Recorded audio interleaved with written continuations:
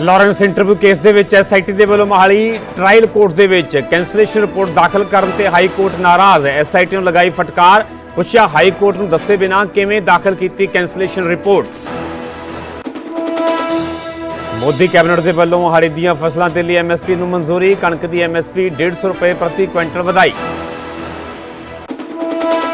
ਨਾਇਬ ਸੈਣੀ ਹੋਣਗੇ ਹਰਿਆਣਾ ਦੇ ਨਵੇਂ ਮੁੱਖ ਮੰਤਰੀ। ਬੀਜੇਪੀ ਵਿਧਾਇਕ ਦਲ ਦੀ ਮੀਟਿੰਗ ਦੇ ਵਿੱਚ ਲੱਗੀ ਮੋਹਰ। ਅਨਿਲ ਵਿਜ ਨੇ ਰੱਖਿਆ ਸੈਣੀ ਦੇ ਨਾਮ ਦਾ ਪ੍ਰਸਤਾਵ, ਸਰਕਾਰ ਬਣਾਉਣ ਦਾ ਵੀ ਦਾਅਵਾ ਕੀਤਾ ਪੇਸ਼।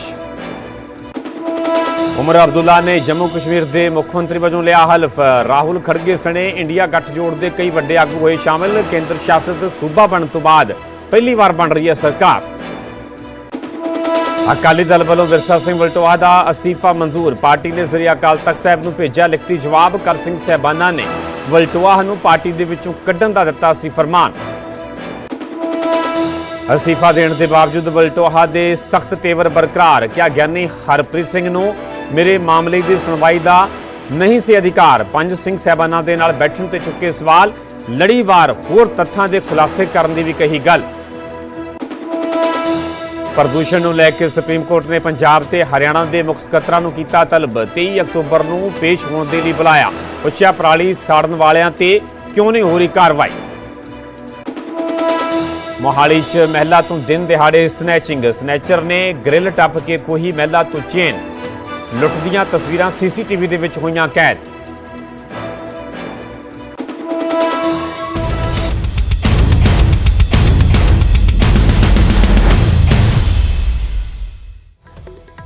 ਸਤਿ ਸ਼੍ਰੀ ਅਕਾਲ, ਤੁਸੀਂ ਵੇਖ ਰਹੇ ਹੋ ਨਿਊਜ਼ 18 ਪੰਜਾਬ। ਮੈਂ ਪਰਮਿੰਦਰ ਸਿੰਘ ਤੇਜਾ। ਸਾਰੇ ਦਰਸ਼ਕਾਂ ਦਾ ਬੁਲੇਟਿਨ ਸਵਾਗਤ ਹੈ। ਸ਼ੁਰੂਆਤ ਕਰਾਂਗੇ ਵੱਡੀ ਖਬਰ ਤੋਂ। ਲਾਰੈਂਸ ਇੰਟਰਵਿਊ ਦੇ ਨਾਲ ਜੁੜੀ ਹੋਈ ਹੈ ਵੱਡੀ ਖਬਰ ਹੈ। ਐਸਆਈਟੀ ਨੇ ਮੋਹਾਲੀ ਟ੍ਰਾਇਲ ਕੋਰਟ ਦੇ ਵਿੱਚ ਦਾਖਲ ਕੀਤੀ ਕੈਂਸਲੇਸ਼ਨ ਰਿਪੋਰਟ। ਕੈਂਸਲੇਸ਼ਨ ਰਿਪੋਰਟ ਤੇ ਹਾਈ ਕੋਰਟ ਨੇ ਐਸਆਈਟੀ ਨੂੰ ਫਟਕਾਰ ਵੀ ਲਗਾਈ ਹੈ। ਕਿਹਾ ਗਿਆ ਕਿ ਸਾਨੂੰ ਦੱਸੇ ਬਿਨਾਂ ਕੈਂਸਲੇਸ਼ਨ ਰਿਪੋਰਟ ਕਿਵੇਂ ਦਾਖਲ ਕੀਤੀ ਗਈ। ਕੈਂਸਲੇਸ਼ਨ ਰਿਪੋਰਟ ਦਾਖਲ ਹੋਣ ਦੀ ਜਾਣਕਾਰੀ ਕਿਉਂ ਨਹੀਂ ਦਿੱਤੀ ਗਈ। ਹਾਈ ਕੋਰਟ ਦੇ ਵੱਲੋਂ ਸਖਤ ਟਿੱਪਣੀਆਂ ਕੀਤੀਆਂ ਗਈਆਂ ਨੇ।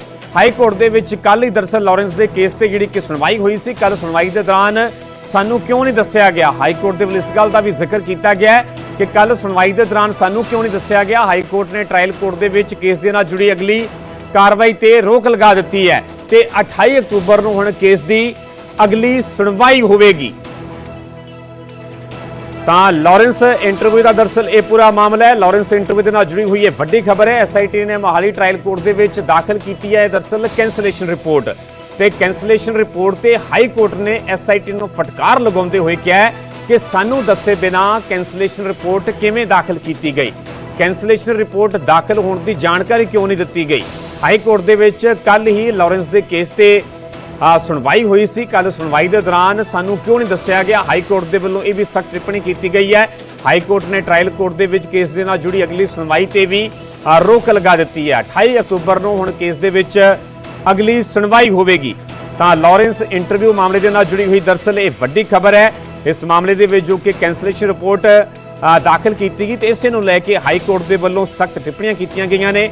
ਇਸ ਨੂੰ ਲੈ ਕੇ ਹਾਈ ਕੋਰਟ ਦੇ ਵੱਲੋਂ ਜੋ ਕਿ ਸਵਾਲ ਚੁੱਕੇ ਗਏ ਨੇ। ਸਖਤ ਟਿੱਪਣੀ ਕਰਦੇ ਹੋਏ ਹਾਈ ਕੋਰਟ ਨੇ ਕਿਹਾ ਕਿ ਸਾਨੂੰ ਦੱਸੇ ਬਿਨਾਂ ਕੈਂਸਲੇਸ਼ਨ ਰਿਪੋਰਟ ਕਿਵੇਂ ਦਾਖਲ ਕਰ ਦਿੱਤੀ ਗਈ। ਕੈਂਸਲੇਸ਼ਨ ਰਿਪੋਰਟ ਦਾਖਲ ਹੋਣ ਦੀ ਜਾਣਕਾਰੀ ਕਿਉਂ ਨਹੀਂ ਦਿੱਤੀ ਗਈ। ਹਾਈ ਕੋਰਟ ਦੇ ਵਿੱਚ ਕੱਲ ਹੀ ਲਾਰੈਂਸ ਦੇ ਕੇਸ ਤੇ ਜੋ ਕਿ ਸੁਣਵਾਈ ਹੋਈ ਸੀ ਤੇ ਹਾਈ ਕੋਰਟ ਦਾ ਕਹਿਣਾ है कि पिछले 10 वर्षों के जो एक पूरा ट्रांसफॉर्मेटिव डिसीजंस हैं उसी क्रम में सारे के सारे डिसीजंस हैं और इन सब फैसलों में आप देखोगे there is a clear thought process. वो थॉट प्रोसेस है किसानों की रिस्क कम हो, इनकम बढ़े, साइंटिफिक इनपुट टेक्निकल इनपुट्स बढ़े, क्वालिटी बढ़े, वैल्यू एडिशन कर सके। इन सब चीज़ों को ध्यान में रख के कई फैसले लिए गए। ये जो पहली स्लाइड आपके सामने है, जो 17 बड़े फैसले इस ऐतिहासिक थर्ड टर्म में लिए गए उससे रिलेटेड है और आज उसी कड़ी में रबी मार्केटिंग सीजन के लिए एमएसपी अप्रूव हुआ है और जैसा आपने देखा खरीफ में वैसे ही रबी में भी एक जबरदस्त बड़ी बढ़ोतरी की गई है। There is a significant increase in the MSP for rabi price. Background आप सब जानते हैं कि commission for agriculture cost and prices, वो कंप्लीट एक एनालिसिस करता है, कॉस्ट कितनी है, मार्केट कंडीशन कैसी है, उन सब को देखने के बाद में जो सबसे बड़ा फैक्टर होता है, the biggest factor is that the price should be at least 50% above the cost. वो सबसे बड़ा फैक्टर होता है। उस आधार पे जो 6 रबी क्रॉप्स हैं, उन 6 रबी क्रॉप्स का आप पहला कॉलम देखेंगे, ये उसकी कॉस्ट आएगी इस साल के रबी सीजन के आधार पे। इस साल का जो एमएसपी है वो आपके सामने रखा गया है 3rd कॉलम में, और एक्चुअली देखो तो 4th कॉलम में एमएसपी फॉर रबी, ये वाला कॉलम, ये वाला कॉलम। इस कॉलम में आपको रबी की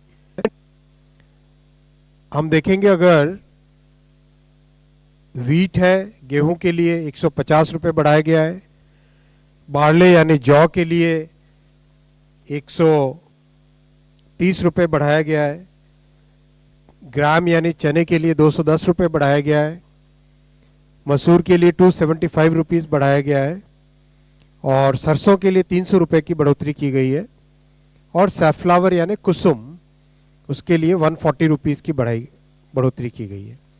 मैं आप सबका ध्यान विशेषकर इस 4th कॉलम, लास्ट कॉलम की तरफ ध्यान देना चाहूंगा। इस कॉलम पे आप सब जरूर ध्यान दें। एक एक आइटम पे जो कॉस्ट है, कॉस्ट से कितना ज्यादा एमएसपी है, वो इस कॉलम में क्लियरली दिखाया गया है। जो कई बार नैरेटिव की और फेक नैरेटिव की लड़ाई लड़ना चाहते हैं, उनके सामने ये सच के आंकड़े अगर परोसोगे तो कई बातें अपने आप में स्पष्ट हो जाएगी। गेहूं में कॉस्ट से 105 गुना 5%, 105%, 100% यानी कॉस्ट का प्रैक्टिकली डबल। आप देखो गेहूं की कॉस्ट है, प्रोजेक्टेड कॉस्ट है 1182, 1182, और एमएसपी कितनी है 2425, यानी प्रैक्टिकली डबल, राइट। 105% ज्यादा है, हिसाब से कितनी होनी चाहिए 50%, कितनी यहां पे है 105%। It should be normally 50% more than the cost, but in this case this is 105% more, which means it is practically double of the cost. Same is the case with barley, gram, lentil, mustard and safflower. 60% more in case of barley, 60% more in case of grams, 89% more in case of lentils, masoor, and 98% more in case of mustard, 50% more in case of safflower. So this is the real welfare of farmers, and that is why we have seen across the country huge support for government's policies among the farming communities, and that is visible. Multiple events, multiple changes, multiple things which have happened in the past, हर बार यही दिखाई देता है कि किसानों की जिंदगी में जो एक मेजर ट्रांसफॉर्मेटिव चेंज आया है, उसके कारण उनका गवर्नमेंट के प्रति हमेशा एक सद्भावना है, एक गुड फीलिंग है।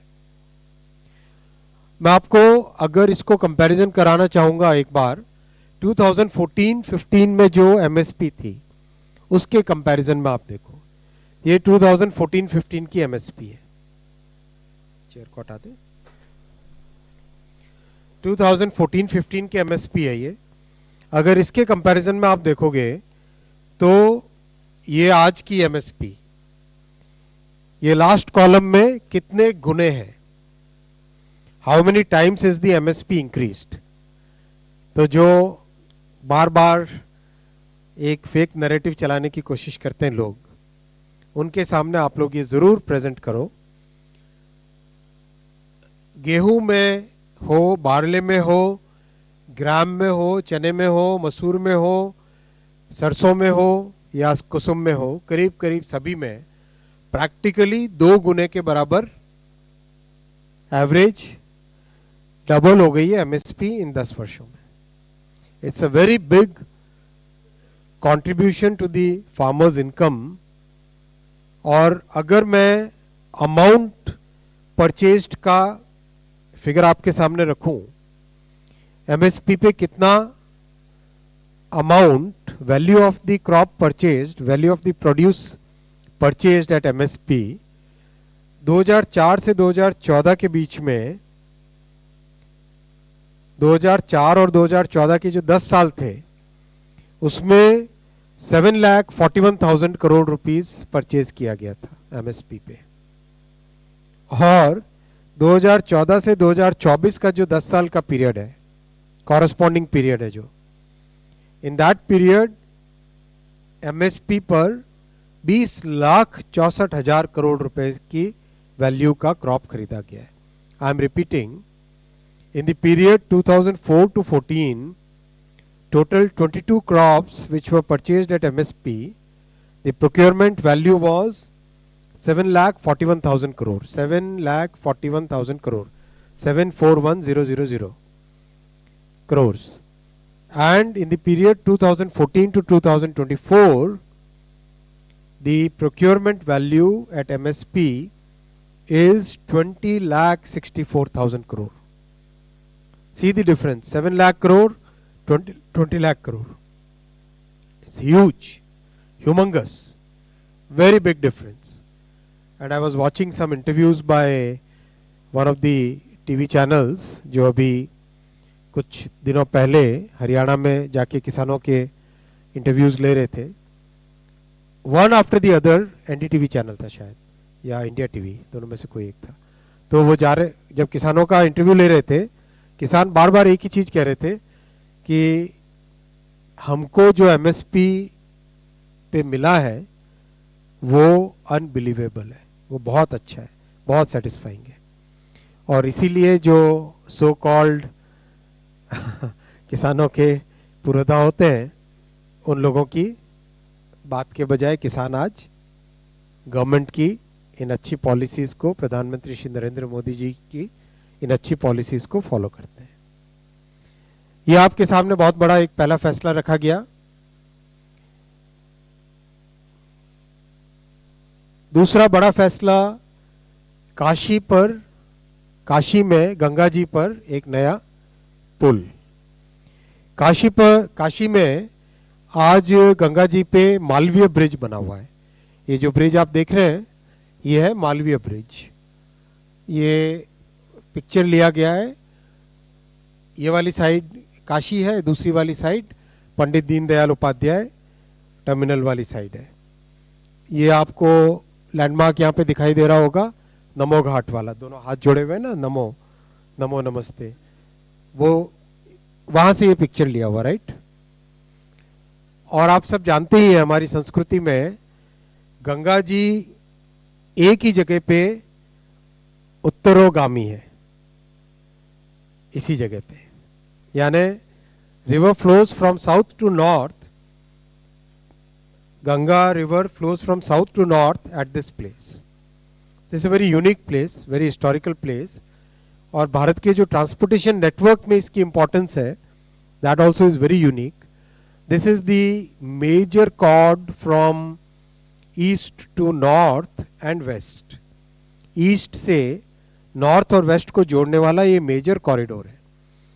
मालवीय ब्रिज 137 इयर्स ओल्ड है, बहुत पुराना ब्रिज है, अपनी लाइफ कंप्लीट हो चुकी है, लेकिन उसको बहुत अच्छी मेंटेनेंस करनी और एक अच्छी टेक्निकल टीम इसको लगातार इंस्पेक्ट करके मेंटेनेंस करती है। अब इस पे डिसाइड 4 रेलवे लाइन होंगी, 1 2 3 4 रेलवे लाइन होगी, 4 रेलवे लाइन और 6 लेन का हाईवे। ये वर्ल्ड में ट्रांसपोर्ट कैपेसिटी में, ट्रैफिक कैपेसिटी में one of the biggest bridges, major landmark है, एक मेजर कनेक्टिंग लिंक है।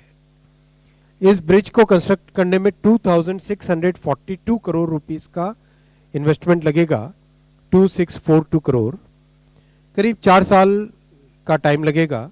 बहुत ही कॉम्प्लेक्स ब्रिज है। इस ब्रिज की अगर आप फाउंडेशन समझो तो ये आप पूरा जो मंच देख रहे हो ना, ये जितना मंच देख रहे हो, इस मंच से ये फर्स्ट रो आप दिखाई दे रही है, इतना एरिया और जोड़ दो, उतना उतना एक एक पिलर का फाउंडेशन है। और फाउंडेशन नदी के सरफेस से करीब 120 फुट नीचे गहरा जाएगा।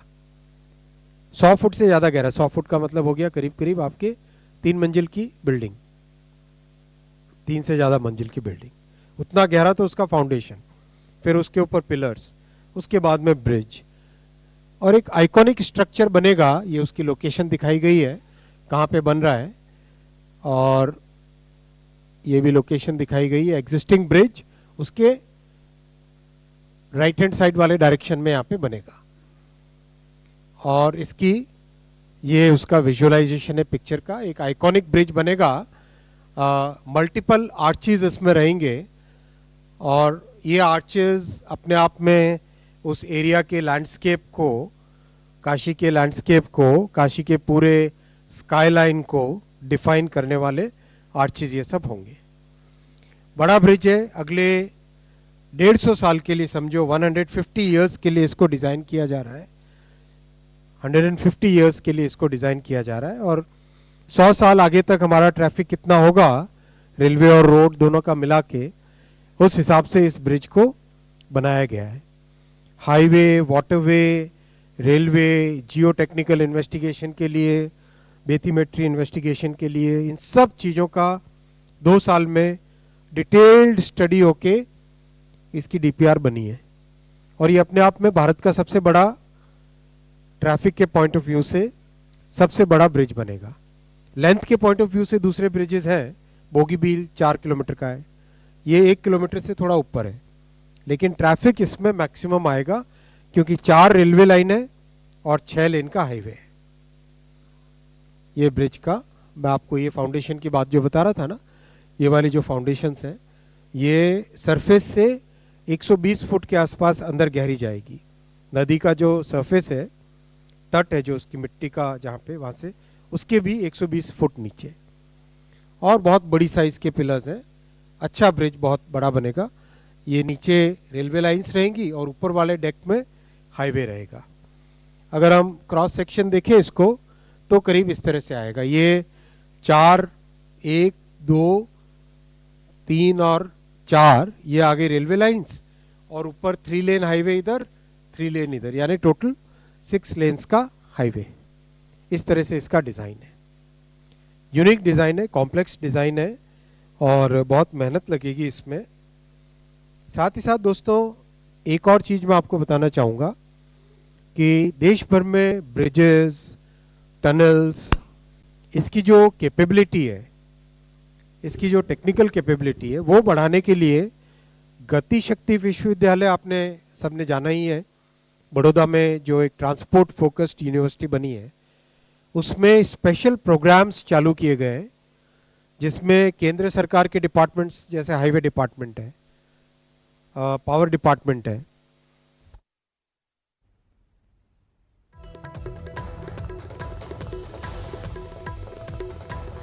ਤਾਂ ਮੋਦੀ ਕੈਬਨਿਟ ਦੇ ਵੱਲੋਂ ਵੱਡੇ ਫੈਸਲੇ ਲਏ ਗਏ ਨੇ। ਐਮਐਸਪੀ ਦੇ ਵਿੱਚ ਵਾਧਾ ਕੀਤਾ ਗਿਆ। ਵੱਖ-ਵੱਖ ਫਸਲਾਂ ਤੇ ਕਣਕ ਦੀ ਗੱਲ ਕੀਤੀ ਜਾਵੇ ਤਾਂ ਕਣਕ ਦੀ ਐਮਐਸਪੀ ਦੇ ਵਿੱਚ 150 ਰੁਪਏ ਦਾ ਵਾਧਾ ਕਰ ਦਿੱਤਾ ਗਿਆ ਹੈ। 2425 ਰੁਪਏ ਪ੍ਰਤੀ ਕੁਇੰਟਲ ਜੋ ਕਿ ਹੁਣ ਭਾਅ ਹੋਵੇਗਾ। ਉੱਥੇ ਜੌਂ ਦੀ ਗੱਲ ਕਰੀਏ ਤਾਂ ਜੌਂ ਦੀ ਐਮਐਸਪੀ ਦੇ ਵਿੱਚ 130 ਰੁਪਏ ਦਾ ਇਜ਼ਾਫਾ ਕੀਤਾ ਗਿਆ। 1980 ਰੁਪਏ ਪ੍ਰਤੀ ਕੁਇੰਟਲ ਹੁਣ ਭਾਅ ਹੋਵੇਗਾ।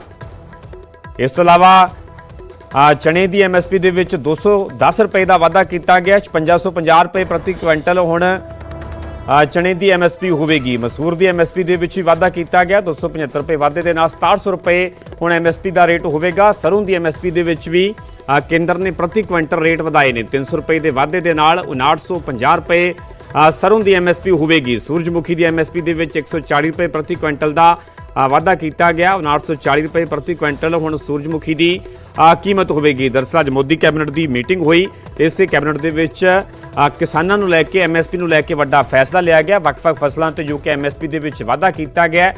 बकायदा केंद्रीय मंत्री अश्विनी वैष्णव के वलों जानकारी दी गई है कि वक्-वक् फसलों के विच एमएसपी के विच कितना वाधा होया है। तो कणक की एमएसपी के विच 150 रुपए का वाधा किया गया।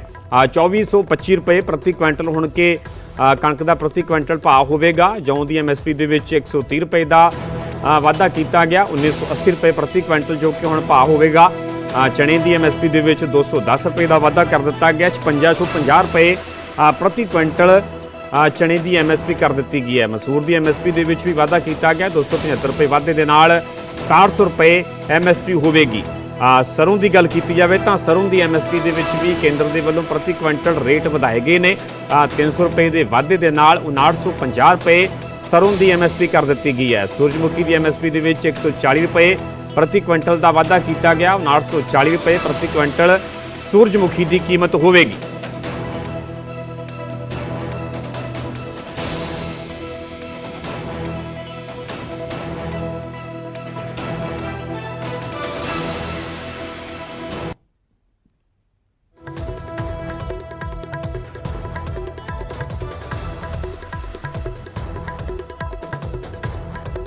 ਤਾਂ ਇੱਕ ਕਰਕੇ ਤੁਹਾਨੂੰ ਵਿਸਥਾਰ ਦੇ ਨਾਲ ਦੱਸ ਰਹੇ ਹਾਂ ਕਿਹੜੀ ਫਸਲ ਦੇ ਵਿੱਚ ਐਮਐਸਪੀ ਦੇ ਵਿੱਚ ਕਿੰਨਾ ਵਾਧਾ ਕੀਤਾ ਗਿਆ। ਗੱਲ ਕਣਕ ਦੀ ਕੀਤੀ ਜਾਵੇ ਤਾਂ ਪਹਿਲਾਂ ਜੋ 2275 ਰੁਪਏ ਸੀ ਐਮਐਸਪੀ ਹੁਣ 2425 ਰੁਪਏ ਕਰ ਦਿੱਤੀ ਗਈ ਹੈ। 150 ਰੁਪਏ ਦਾ ਵਾਧਾ ਕੀਤਾ ਗਿਆ। ਤੁਹਾਨੂੰ ਗ੍ਰਾਫਿਕ ਦੇ ਜ਼ਰੀਏ ਅਸੀਂ ਵਿਸਥਾਰ ਦੇ ਨਾਲ ਜਾਣਕਾਰੀ ਦੇ ਰਹੇ ਹਾਂ ਕਿਉਂਕਿ ਪੰਜਾਬ ਦੇ ਨਿਹਾਜ਼ ਦੇ ਨਾਲ ਜੇਕਰ ਦੇਖਿਆ ਜਾਵੇ ਤਾਂ ਆਪਣੇ ਆਪ ਦੇ ਵਿੱਚ ਕਿਸਾਨਾਂ ਦੇ ਨਾਲ ਜੁੜੀ ਹੋਈ ਇਹ ਵੱਡੀ ਖਬਰ ਹੈ। ਕਣਕ ਦੀ ਐਮਐਸਪੀ ਦੇ ਵਿੱਚ 150 ਰੁਪਏ ਦਾ ਵਾਧਾ ਕਰ ਦਿੱਤਾ ਗਿਆ। 2425 ਰੁਪਏ ਪ੍ਰਤੀ ਕੁਇੰਟਲ ਭਾਅ ਹੋਵੇਗਾ। ਉੱਥੇ ਜੌਂ ਦੀ ਐਮਐਸਪੀ ਦੇ ਵਿੱਚ 130 ਰੁਪਏ ਦਾ ਇਜ਼ਾਫਾ ਕੀਤਾ ਗਿਆ। 1980 ਰੁਪਏ ਪ੍ਰਤੀ ਕੁਇੰਟਲ ਭਾਅ ਹੋਵੇਗਾ। ਚਣੇ ਦੀ ਐਮਐਸਪੀ ਦੇ ਵਿੱਚ 210 ਰੁਪਏ ਦਾ ਵਾਧਾ ਕੀਤਾ ਗਿਆ। 5650 ਰੁਪਏ ਪ੍ਰਤੀ ਕੁਇੰਟਲ ਚਣੇ ਦੀ ਐਮਐਸਪੀ ਹੋਵੇਗੀ। ਮਸੂਰ ਦੀ ਐਮਐਸਪੀ ਦੇ ਵਿੱਚ ਵੀ ਵਾਧਾ ਕਰ ਦਿੱਤਾ ਗਿਆ ਹੈ। 275 ਰੁਪਏ ਵਾਧੇ ਦੇ ਨਾਲ 6700 ਰੁਪਏ ਹੁਣ ਰੇਟ ਹੋਵੇਗਾ। ਸਰੋਂ ਦੀ ਐਮਐਸਪੀ ਦੇ ਵਿੱਚ ਵਾਧਾ ਕੀਤਾ ਗਿਆ ਪ੍ਰਤੀ ਕੁਇੰਟਲ ਜੋ ਕਿ ਰੇਟ ਕੇਂਦਰ ਦੇ ਵੱਲੋਂ ਵਧਾਏ ਗਏ ਨੇ। 300 ਰੁਪਏ ਦੇ ਵਾਧੇ ਦੇ ਨਾਲ 5950 ਰੁਪਏ ਸਰੋਂ ਦੀ ਐਮਐਸਪੀ ਹੋਵੇਗੀ। ਸੂਰਜਮੁਖੀ ਦੀ ਐਮਐਸਪੀ ਦੇ ਵਿੱਚ 140 ਰੁਪਏ ਪ੍ਰਤੀ ਕੁਇੰਟਲ ਦਾ ਵਾਧਾ ਕੀਤਾ ਗਿਆ। 5940 ਰੁਪਏ ਪ੍ਰਤੀ ਕੁਇੰਟਲ ਸੂਰਜਮੁਖੀ ਦੀ ਕੀਮਤ ਹੋਵੇਗੀ। ਮੋਦੀ ਕੈਬਨਿਟ ਦੇ ਵੱਲੋਂ ਦਰਅਸਲ ਜਿੱਥੇ ਕਿ ਹੋਰ ਕਈ ਵੱਡੇ ਅਹਿਮ ਫੈਸਲੇ ਲਏ ਗਏ ਨੇ ਉੱਥੇ ਐਮਐਸਪੀ ਨੂੰ ਲੈ ਕੇ ਵੀ ਵੱਡਾ ਐਲਾਨ ਕੀਤਾ ਗਿਆ, ਵੱਡਾ ਫੈਸਲਾ ਲਿਆ ਗਿਆ। ਵੱਖ-ਵੱਖ ਫਸਲਾਂ ਤੇ ਐਮਐਸਪੀ ਦੇ ਵਿੱਚ ਵਾਧਾ ਕੀਤਾ ਗਿਆ। ਕਣਕ ਦੀ ਐਮਐਸਪੀ ਦੇ ਵਿੱਚ 150 ਰੁਪਏ ਦਾ ਵਾਧਾ ਹੋਇਆ। 2425 ਰੁਪਏ ਪ੍ਰਤੀ ਕੁਇੰਟਲ ਹੁਣ ਕੇ ਭਾਅ ਹੋਵੇਗਾ। ਜੌਂ ਦੀ ਐਮਐਸਪੀ ਦੇ ਵਿੱਚ 130 ਰੁਪਏ ਦਾ ਇਜ਼ਾਫਾ ਕੀਤਾ ਗਿਆ। 1980 ਰੁਪਏ ਪ੍ਰਤੀ ਕੁਇੰਟਲ ਹੁਣ ਭਾਅ ਕਰ ਦਿੱਤਾ ਗਿਆ। ਇਸੇ ਤਰ੍ਹਾਂ ਚਣੇ ਦੀ ਐਮਐਸਪੀ ਦੇ ਵਿੱਚ 210 ਰੁਪਏ ਦਾ ਵਾਧਾ ਹੋਇਆ। 5650 ਰੁਪਏ ਪ੍ਰਤੀ ਕੁਇੰਟਲ ਚਣੇ ਦੀ ਐਮਐਸਪੀ ਹੋਵੇਗੀ। ਮਸੂਰ ਦੀ ਐਮਐਸਪੀ ਦੇ ਵਿੱਚ ਵੀ ਵਾਧਾ ਹੋਇਆ। 275 ਰੁਪਏ ਵਾਧੇ ਦੇ ਨਾਲ 6700 ਰੁਪਏ ਐਮਐਸਪੀ ਹੋਵੇਗੀ। ਤੇ ਸਰੋਂ ਦੀ ਐਮਐਸਪੀ ਦੇ ਵਿੱਚ ਵੀ ਵਾਧਾ ਕਰਦੇ ਹੋਏ 300 ਰੁਪਏ ਦਾ ਵਾਧਾ ਕੀਤਾ ਗਿਆ। 5950 ਰੁਪਏ ਹੁਣ ਸਰੋਂ ਦੀ ਐਮਐਸਪੀ ਹੋਵੇਗੀ।